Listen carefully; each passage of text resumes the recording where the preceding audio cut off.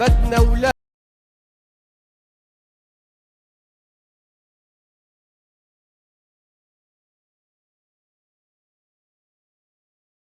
Muhammad saat itu sedang memimpin pasukan kecil dalam usahanya melakukan pencegatan terhadap kafilah Quraisy yang baru saja pulang dari Syam. Ketika itu, ia dikejutkan oleh keberadaan pasukan Quraisy yang jauh lebih besar. Pasukan kecil kaum muslim yang berjumlah 313 orang bertempur menghadapi pasukan Quraisy dari Mekah yang berjumlah 1000 orang. Latar belakang setelah kejadian hijrah, ketegangan antara kelompok masyarakat di Mekah dan Madinah semakin memuncak, dan pertikaian terjadi pada tahun 623 Masehi. Kaum muslim yang selama ini diam ketika dizolimi kafir Quraisy, mulai melakukan reaksi perlawanan pada rombongan dagang kaum Quraisy Mekah. Dalam bahasa Arab sering disebut Ghazawat. Madinah terletak di antara rute utama perdagangan Mekah, meskipun kebanyakan kaum muslim berasal dari kaum Quraisy juga. Karena sebelumnya kafir Quraisy telah melakukan penganiayaan fisik dan menjarah harta dan rumah kaum muslimin yang ditinggalkan di Mekah karena hijrah ke Madinah, dan telah mengeluarkan mereka dari suku dan kaumnya sendiri. Sebuah penghinaan dalam kebudayaan Arab yang sangat menjunjung tinggi kehormatan, dan umat Islam selama ini diam tidak membalas, karena takut akan kemurkaan Allah. Sampai ketika Allah menurunkan firman-Nya agar umat Islam yang terzolimi bangkit melawan kejahatan yang dilakukan kaum kafir. Kaum Quraisy Mekah jelas-jelas mempunyai pandangan lain terhadap hal tersebut, karena mereka melihat kaum muslim sebagai penjahat dan juga ancaman terhadap lingkungan dan kewibawaan mereka. Pra-perang di musim semi tahun 624 Masehi, Nabi Muhammad mendapatkan informasi dari mata-matanya, bahwa salah satu kafilah dagang yang paling banyak membawa harta pada tahun itu, dipimpin oleh Abu Sufyan, dan dijaga oleh 30-40 pengawal, sedang dalam perjalanan dari Suriah menuju Mekah. Mengingat besarnya kafilah tersebut, atau karena beberapa kegagalan dalam penghadangan kafilah sebelumnya, Nabi Muhammad mengumpulkan pasukan sejumlah lebih dari 300 orang, yang sampai saat itu merupakan jumlah terbesar pasukan muslim yang pernah diterjunkan ke medan perang. Jumlah lengkap dari pasukan Nabi Muhammad yang dikumpulkan adalah 313 orang laki-laki, namun hanya 305 orang saja yang akhirnya mengikuti pertempuran. 8 orang lainnya tertinggal karena berbagai sebab yang berbeda. Dari kaum Muhajirin terdapat 3 orang yang tidak bertempur, sedangkan dari kaum Ansor ada 5 orang. Dari kaum Muhajirin ada Utsman bin Affan, Yolha bin Ubaidillah dan Said bin Zaid. Utsman bin Affan tidak dapat berangkat ke pertempuran, karena menemani istrinya yaitu Ruqayyah binti Muhammad yang dalam keadaan sekarat, hingga akhirnya ia meninggal dunia. Sedangkan Yolha bin Ubaidillah dan Said bin Zaid diutus oleh Nabi Muhammad untuk menyelidiki informasi tentang kafilah dagang suku Quraisy.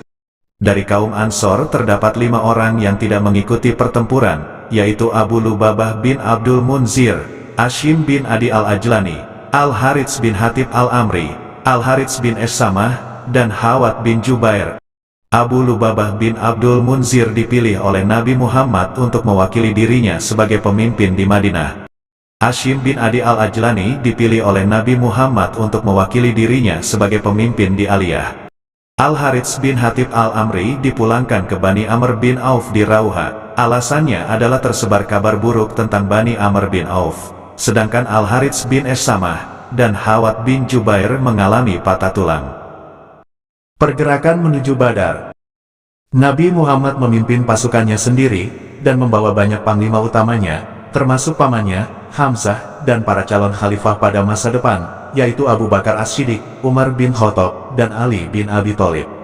Ketika kafilah dagang Quraisy Mekah mendekati Madinah, Abu Sufyan mulai mendengar mengenai rencana Nabi Muhammad untuk menyerangnya. Ia mengirim utusan yang bernama Damdam ke Mekah untuk memperingatkan kaumnya dan mendapatkan bala bantuan. Segera saja kaum Quraisy Mekah mempersiapkan pasukan sejumlah 900 hingga 1000 orang, untuk melindungi kelompok dagang tersebut. Banyak bangsawan kaum Quraisy Mekah yang turut bergabung, termasuk diantaranya Amr bin Hisham, Walid bin Utbah, Syaibah bin Rabi'ah, dan Umayyah bin Khalaf. Alasan keikutsertaan mereka masing-masing berbeda. Beberapa ikut karena mempunyai bagian dari barang-barang dagangan pada kafilah dagang tersebut, yang lain ikut untuk membalas dendam atas Ibnu al-Hadrami, penjaga yang tewas di Nakhlah, dan sebagian kecil ikut karena berharap untuk mendapatkan kemenangan yang mudah atas kaum muslim. Amr bin Hisham juga disebutkan menyindir setidak-tidaknya seorang bangsawan, yaitu Umayyah bin Khalaf, agar ikut serta dalam penyerangan ini. Di saat itu, pasukan Nabi Muhammad sudah mendekati tempat penyergapan yang telah direncanakannya, yaitu di Sumur Badar, suatu lokasi yang biasanya menjadi tempat persinggahan bagi semua kafilah yang sedang dalam rute perdagangan dari Suriah. Akan tetapi, beberapa orang petugas pengintai kaum muslim berhasil diketahui keberadaannya oleh para pengintai kafilah dagang Quraisy tersebut, dan Abu Sufyan kemudian langsung membelokkan arah kafilah menuju Yanbu. Rencana pasukan muslim. Pada saat itu, telah sampai kabar kepada pasukan muslim mengenai keberangkatan pasukan dari Mekah. Nabi Muhammad segera menggelar rapat dewan peperangan, disebabkan karena masih adanya kesempatan untuk mundur, dan di antara para pejuang muslim banyak yang baru saja masuk Islam, disebut kaum Ansor, atau penolong, untuk membedakannya dengan kaum muslim Quraisy dari Mekah, yang mana kaum Ansor sebelumnya hanya berjanji untuk membela Madinah. Berdasarkan pasal-pasal dalam piagam Madinah, mereka berhak untuk menolak berperang, serta dapat meninggalkan pasukan. Meskipun demikian, berdasarkan tradisi Islam, sirah, dinyatakan bahwa mereka pun berjanji untuk berperang. Sa'ad bin Ubadah, salah seorang kaum Ansor, bahkan berkata, seandainya engkau, Muhammad, membawa kami ke laut itu, kemudian engkau benar-benar mengarunginya, niscaya kami pun akan mengikutimu. Akan tetapi, kaum muslim masih berharap dapat terhindar dari suatu pertempuran terbuka, dan terus melanjutkan pergerakannya menuju Badar. Pada tanggal 11 Maret kedua pasukan telah berada kira-kira 1 hari perjalanan dari Badar. Beberapa pejuang muslim, menurut beberapa sumber, termasuk Ali bin Abi Thalib yang telah berkuda di depan barisan utama, berhasil menangkap 2 orang pembawa persediaan air dari pasukan Mekah di Sumur Badar. Pasukan muslim sangat terkejut ketika mendengar para tawanan berkata, bahwa mereka bukan berasal dari kafilah dagang, melainkan berasal dari pasukan utama Quraisy. Karena menduga bahwa mereka berbohong, para penyelidik memukuli kedua tawanan tersebut sampai mereka berkata, bahwa mereka berasal dari kafilah dagang. Akan tetapi berdasarkan catatan tradisi, Nabi Muhammad kemudian menghentikan tindakan tersebut. Beberapa catatan tradisi juga menyatakan, bahwa ketika mendengar nama-nama para bangsawan Quraisy yang menyertai pasukan tersebut, ia berkata, itulah Mekah. Ia telah melemparkan kepada kalian potongan-potongan hatinya. Hari berikutnya Nabi Muhammad memerintahkan melanjutkan pergerakan pasukan ke Wadi Badar, dan tiba di sana sebelum pasukan Mekah. Sumur Badar terletak di lereng yang landai di bagian timur, suatu lembah yang bernama Yalyal.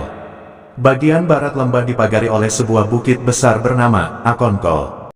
Ketika pasukan muslim tiba dari arah timur, Nabi Muhammad pertama-tama memilih menempatkan pasukannya pada sumur pertama yang dicapainya. Tetapi, ia kemudian tampaknya berhasil diyakinkan oleh salah seorang pejuangnya, untuk memindahkan pasukan ke arah barat dan menduduki sumur yang terdekat dengan posisi pasukan Quraisy. Muhammad kemudian memerintahkan agar sumur-sumur yang lain ditimbuni, sehingga pasukan Mekah terpaksa harus berperang melawan pasukan muslim untuk dapat memperoleh satu-satunya sumber air yang tersisa. Susunan pasukan Nabi Muhammad. Pasukan Nabi Muhammad mengadakan persiapan untuk keluar bersama 313 atau hingga 317 orang, yang terdiri dari 82 hingga 86 dari Muhajirin, 61 dari suku Aus, dan 170 dari suku Hazraj. Mereka tidak mengadakan pertemuan khusus dan tidak membawa perlengkapan yang banyak. Kudanya pun hanya 2 ekor, seekor milik Az-Zubair bin Al-Awam dan seekor lagi milik Al-Miqdad bin Al-Aswad Al-Kindi. Untanya ada 70 ekor, 1 ekor dinaiki 2 atau 3 orang. Nabi Muhammad naik seekor unta bersama Ali bin Abi Thalib dan Marsad bin Abu Marsad Al-Ghonawi. Nabi Muhammad mengangkat Ibnu Ummi Maktum menjadi wakilnya di Madinah. Namun, setibanya di Ar-Rauha, Nabi Muhammad menyuruh Abu Lubabah bin Abdul Munzir agar kembali ke Madinah, dan menggantikan posisi Ibnu Ummi Maktum sebagai wakilnya. Bendera komando tertinggi yang berwarna putih diserahkan kepada Mus'ab bin Umair Al-Qurasi Al-Abdari. Pasukan kaum muslimin dibagi menjadi 2 batalion. Batalion Muhajirin, benderanya diserahkan kepada Ali bin Abi Thalib. Batalion Ansor, benderanya diserahkan kepada Sa'ad bin Mu'az. Komando sayap kanan diserahkan kepada Az-Zubair bin Al-Awam, dan sayap kiri diserahkan kepada Al-Miqdad bin Amr, karena hanya mereka berdualah yang naik kuda dalam pasukan itu. Sementara titik pertahanan garis belakang diserahkan kepada Qais bin Sosoah. Komando tertinggi berada di tangan Nabi Muhammad. Rencana pasukan Mekah. Semua suku Arab akan mendengar bagaimana kita akan maju ke depan dengan segala kemegahan kita, dan mereka akan mengagumi kita untuk selama-lamanya. Amr bin Hisham di sisi lain, meskipun tidak banyak yang diketahui mengenai perjalanan pasukan Quraisy, sejak saat mereka meninggalkan Mekah sampai dengan kedatangannya di perbatasan Badar, beberapa hal penting dapat dicatat.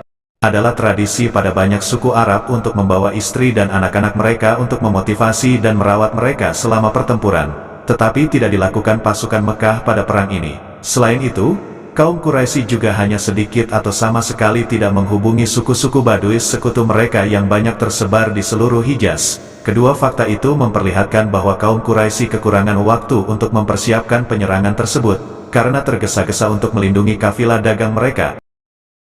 Ketika pasukan Quraisy sampai di Jufah, sedikit di arah selatan Badar, mereka menerima pesan dari Abu Sufyan, bahwa kafilah dagang telah aman berada di belakang pasukan tersebut, sehingga mereka dapat kembali ke Mekah. Pada titik ini, menurut penelitian Karen Armstrong, muncul pertentangan kekuasaan di kalangan pasukan Mekah. Amr bin Hisham ingin melanjutkan perjalanan, tetapi beberapa suku termasuk Bani Zuhroh dan Bani Adi, segera kembali ke Mekah. Armstrong memperkirakan suku-suku itu khawatir terhadap kekuasaan yang akan diraih oleh Amr bin Hisham dari penghancuran kaum muslim. Sekelompok perwakilan Bani Hashim yang juga enggan berperang melawan saudara sesukunya, turut pergi bersama kedua suku tersebut. Di luar beberapa kemunduran itu, Amr bin Hisham tetap teguh dengan keinginannya untuk bertempur, dan bersesumbar, kita tidak akan kembali sampai kita berada di Badar. Pada masa inilah Abu Sufyan dan beberapa orang dari kafilah dagang turut bergabung dengan pasukan utama. Hari pertempuran. Di saat fajar tanggal 13 Maret, pasukan Quraisy membongkar kemahnya dan bergerak menuju lembah Badar. Telah turun hujan pada hari sebelumnya, sehingga mereka harus berjuang ketika membawa kuda-kuda dan unta-unta mereka mendaki bukit Akonkol. Beberapa sumber menyatakan bahwa matahari telah tinggi ketika mereka berhasil mencapai puncak bukit. Setelah menuruni bukit Akonkol, pasukan Mekah mendirikan kemah baru di dalam lembah. Saat beristirahat, mereka mengirimkan seorang pengintai, yaitu Umair bin Wahab, untuk mengetahui letak barisan-barisan muslim. Umair melaporkan bahwa pasukan Muhammad berjumlah kecil, dan tidak ada pasukan pendukung muslim lainnya yang akan bergabung dalam peperangan. Akan tetapi, ia juga memperkirakan, akan ada banyak korban dari kaum Quraisy bila terjadi penyerangan. Salah satu hadits menyampaikan, bahwa ia melihat unta-unta Madinah yang penuh dengan hawa kematian. Hal tersebut semakin menurunkan moral kaum Quraisy, karena adanya kebiasaan peperangan suku-suku Arab yang umumnya sedikit memakan korban, dan menimbulkan perdebatan baru di antara para pemimpin Quraisy. Meskipun demikian, menurut catatan tradisi Islam, Amr bin Hisham membungkam semua ketidakpuasan, dengan membangkitkan rasa harga diri kaum Quraisy, dan menuntut mereka agar menuntaskan hutang darah mereka. Pertempuran diawali dengan majunya pemimpin-pemimpin kedua pasukan untuk berperang tanding. 3 orang Ansor maju dari barisan Muslim, akan tetapi diteriaki agar mundur oleh pasukan Mekah, yang tidak ingin menciptakan dendam yang tidak perlu, dan menyatakan bahwa mereka hanya ingin bertarung melawan Muslim Quraisy. Karena itu, kaum Muslim kemudian mengirimkan Ali, Ubaidah bin Al-Harits, dan Hamzah. Para pemimpin Muslim berhasil menewaskan pemimpin-pemimpin Mekah dalam pertarungan 3 lawan 3, meskipun Ubaidah mendapat luka parah yang menyebabkan ia meninggal dunia. Selanjutnya kedua pasukan mulai pasca perang.